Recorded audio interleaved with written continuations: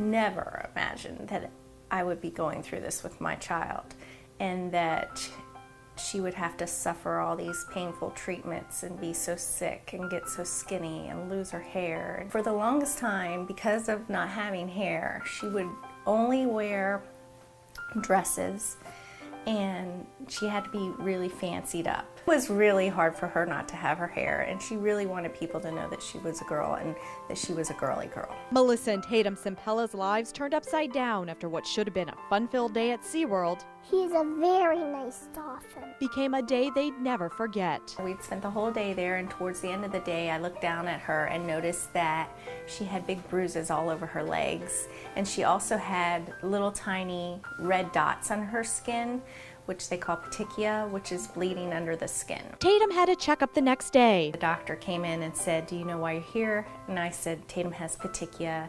And he said, "No, she has leukemia." It felt like somebody had punched us in the stomach. Doctors admitted Tatum to the hospital where she began chemotherapy. But when I was really sick, I got this big red snake.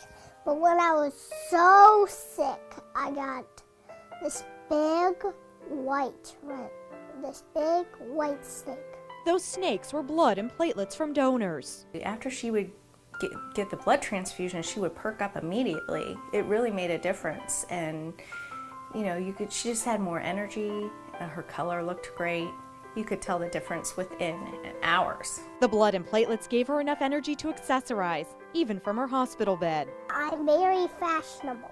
Even though she was so beautiful with or without hair, that was a big emotional issue for her when she lost her hair. When Tatum's hair started falling out, her dad came up with a plan. He said that if Tatum would let him shave her head, they could put the hair in a bag and mail it to Santa Claus, and Santa would bring her a puppy for Christmas. She talked about that puppy, and it gave her such something to look forward to. And when the puppy came, Santa left it in a box on the doorstep. And when she opened the door, she said, "Cassie, you're here." Tatum is 5 years old today, and she's as fashionable as ever.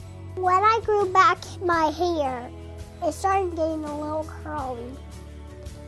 But that was excellent. It wouldn't fall in my food anymore. Before he goes, I check his blood pressure.